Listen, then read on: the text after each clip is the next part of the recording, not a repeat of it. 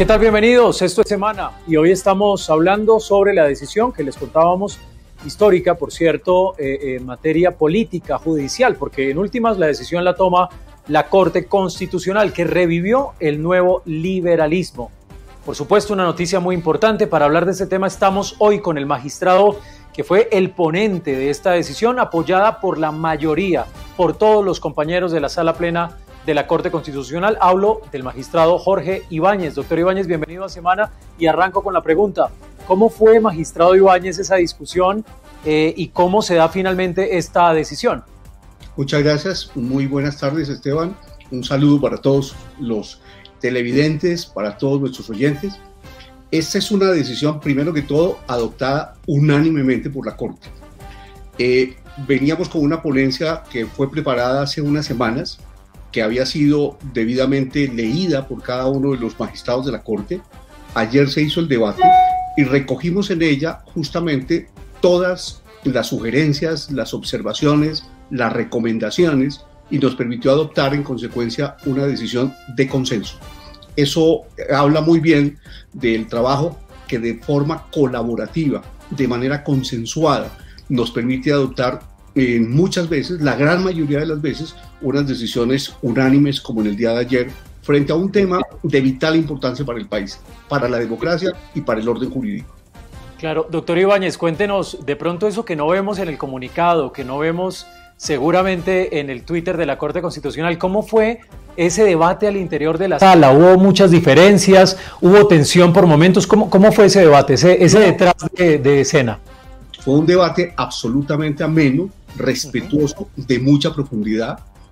Pues detrás de esto hay un análisis histórico, unos hechos muy grandes alrededor de un periodo bien extenso, desde 1979, cuando se creó el nuevo liberalismo, hasta 1988, cuando se cancela la personería, pero luego también hay un periodo que es objeto de análisis posterior, entre 1989 y 1990. Luego, recordar todos esos aspectos, recordar esos hechos, generó digamos, un trabajo especial para los magistrados de la Corte.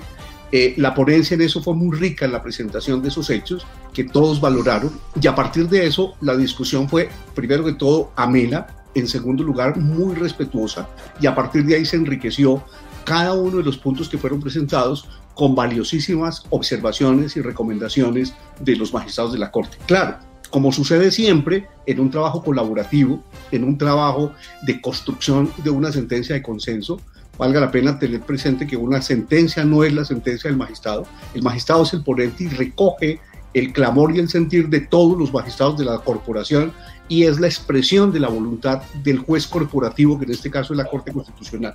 Entonces recogimos absolutamente todas las observaciones en la mañana y buena parte de la tarde, y luego al final, simplemente frente a los puntos en donde había divergencia, presentamos algunas fórmulas que nos permitieran llegar a los consensos. Lo logramos, y por esa razón, al final, con una satisfacción muy plena de todos y cada uno de los magistrados de la Corte, adoptamos una decisión unánime de 8 y no de 9, porque es que el presidente de la corporación se había declarado impedido y le había aceptado el impedimento en la medida en que él fue partícipe en su época tanto de la creación como al mismo tiempo de la cancelación de la personalidad jurídica del nuevo liberalismo. Él fue un actor muy importante en su época en el nuevo liberalismo. No podía participar por el interés que podría tener, claro, en este caso en la decisión. De lo contrario, hubiera sido una decisión de 9-0.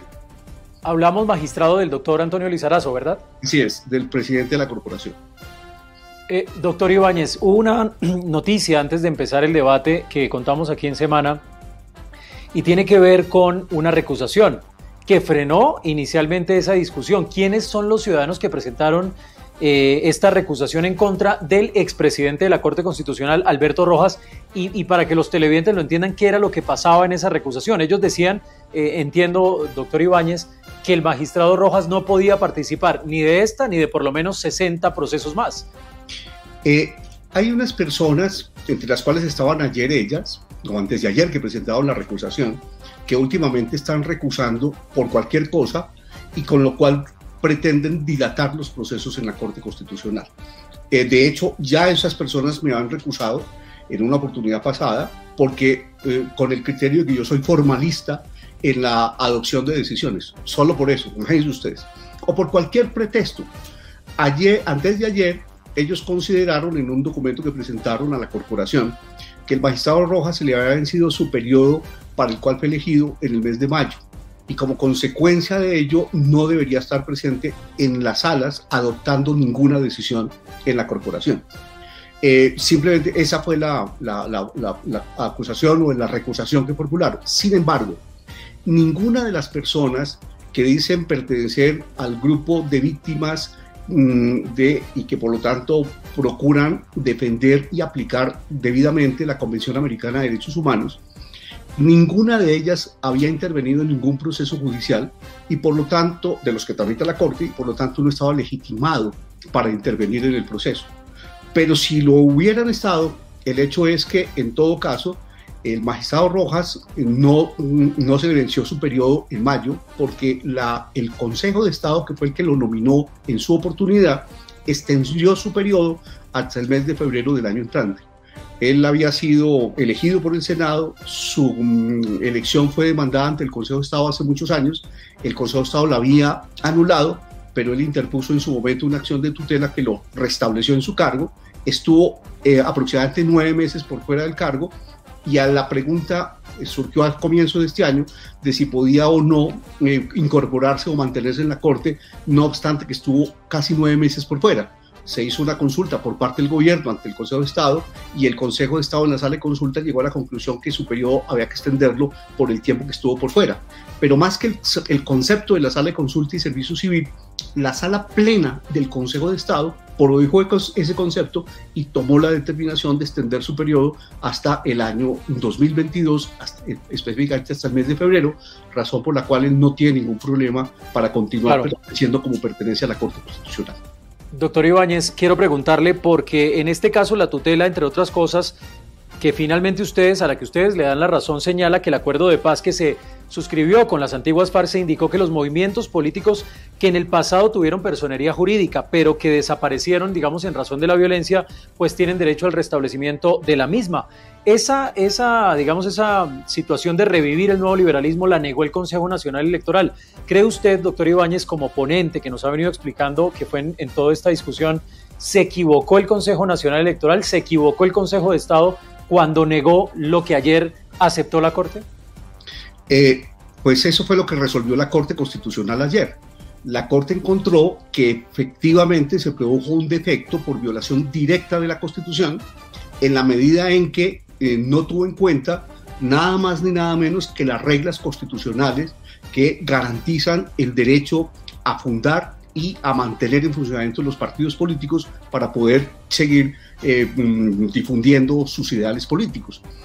Entre otras cosas, los actores habían demandado la protección de sus derechos por la violación, uno de los casos, de no haber tenido en cuenta el acuerdo final celebrado entre el Gobierno Nacional y las FARC el 24 de noviembre del 2016. Sin embargo, la Corte fundó su decisión no en esa circunstancia, sino en la violación directa de la Constitución por haber permitido tanto el Consejo Nacional Electoral, inicialmente en sede administrativa, como posteriormente el Consejo de Estado, esencialmente al resolver unas demandas contencioso-administrativas contra los actos administrativos del Consejo Nacional Electoral, no tuvo en cuenta los derechos previstos o contemplados en los artículos primero, tercero, 40, numeral tercero, 107 y 108 de la Constitución, y por supuesto los principios y reglas complementarias que son las que orientan lo que denominamos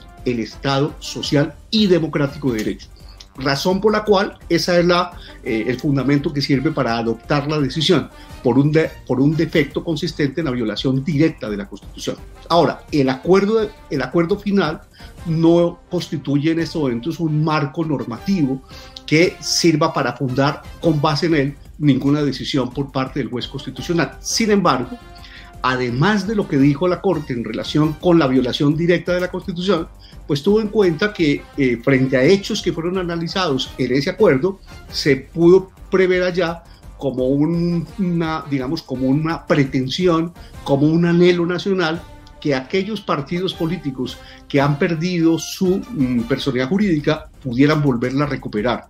Pero sobre todo, esencialmente, que es lo que dice el numeral 2.311 del acuerdo final, que hay necesidad de adoptar medidas constitucionales y legales para que se remuevan los obstáculos que impiden que los partidos políticos puedan ejercer libremente los derechos que la Constitución contempla. Entonces ahí hay un problema entre las normas que están en los artículos iniciales de la Constitución, lo que llamamos la parte orgánica, y luego unos artículos que están en la parte dogmática, y luego unos artículos que están en la parte orgánica. Entonces parece haber alguna contraposición y toca hacer una interpretación sistémica para llegar a la conclusión de que hay que garantizar los derechos, pero también hay que entonces remover esos obstáculos que inclusive desde el punto de vista constitucional existen para que los partidos, además de poderse crear, puedan seguir funcionando sin ninguna barrera. Uno de esos obstáculos, por ejemplo, es el umbral. Y el umbral no puede ser un instrumento que, si no se alcanza, obligue a terminar la personalidad jurídica de un partido. Ese es un obstáculo que se puede remover, y ahí hay un anhelo en el acuerdo final de poder adoptar una medida encaminada a remover ese obstáculo y a su turno adoptar otras medidas complementarias que garanticen efectivamente la eficacia de los derechos políticos. Sí. Esa es digamos, la observación que hizo además la Corte, y por eso además hizo un exhorto al Congreso de la República, está en la parte resolutiva, para que ojalá, no se trata de una conminación a que lo haga, pero es un exhorto muy especial, respetuoso, para que tenga en cuenta ese aspecto y pueda adoptar las medidas que correspondan, tanto desde el punto de vista constitucional como desde el punto de vista legal. Pues doctor Ibáñez, muy importante, ya para cerrar, nos quedan pocos segundos, doctor Ibáñez, pero tengo que preguntarle, usted fue el ponente de la decisión que revive, repetimos, el nuevo liberalismo. Y tengo que preguntarle, ¿usted tuvo alguna vez contacto, habló, tuvo la oportunidad de estar cerca a ese líder que fue el doctor Galán? Lastimosamente no, aunque yo era estudiante de la Universidad Javeriana cuando él estaba activo en los años en que fundó el partido, y a su turno en los años en que se presentó él como candidato presidencial y fue senador de la República. Y digo, lastimosamente no, pero es que él era alumno javeriano, promoción 1970, tenía una cercanía muy especial con la universidad y por lo menos lo vimos en la universidad. Además yo pertenecía y sigo perteneciendo a una afiliación política conservadora, y por lo tanto no tuve un acercamiento muy directo con el liberalismo o con el nuevo liberalismo. Curiosamente ahora he tenido la oportunidad muy especial de ayudar, coadyuvar en la formulación de una respuesta para restablecer la personalidad jurídica en un tema que se relaciona con ese partido, pero yo no he pertenecido al Partido Liberal, ni al Partido Conservador, ni al Partido Nuevo Liberalismo, ni tuve la oportunidad de conocer al doctor Luis Carlos Galán. Sin embargo, soy un estudioso, primero de la historia y en segundo lugar de esos líderes tan importantes que el país ha tenido, entre ellos el doctor Luis Carlos Galán y otras personas muy importantes del país. Es decir, doctor Ibáñez, ¿podríamos decir que un conservador le dio vida al nuevo liberalismo? Lo puede decir tranquilamente, porque eso es cierto. Así es. Un conservador, Ibáñez, pero fue la Corte Constitucional la que adoptó, en garantía de los derechos y la efectividad de los mismos y en garantía del orden constitucional y de la supremacía de la Constitución, esta realidad. Fue la Corte la que adoptó esa determinación de manera unánime. Yo he tenido la oportunidad de proponerle a la Corte para que así lo haga. Así es una decisión, como nos cuenta el doctor Ibáñez, que fue apoyada por sus compañeros de sala, no la toma él solamente. Doctor Ibáñez, pues yo creo que ha sido muy clara la explicación sobre esta decisión, y por supuesto aquí estaremos muy atentos en semana, como siempre, a las decisiones que se toman desde la Corte Constitucional. A usted muchas gracias, doctor Ibáñez. Muchísimas gracias, Esteban. A ustedes muy amables. Muy gentil. Es el magistrado Jorge Ibáñez, fue el ponente de esa decisión que le da vida al nuevo liberalismo, muchos años después de la muerte de ese líder, que fue el doctor Galán, quien era candidato a la presidencia de Colombia. La ampliación, los detalles de esta entrevista, de esta conversación con el magistrado Ibáñez en www.semana.com. A ustedes, muchas gracias.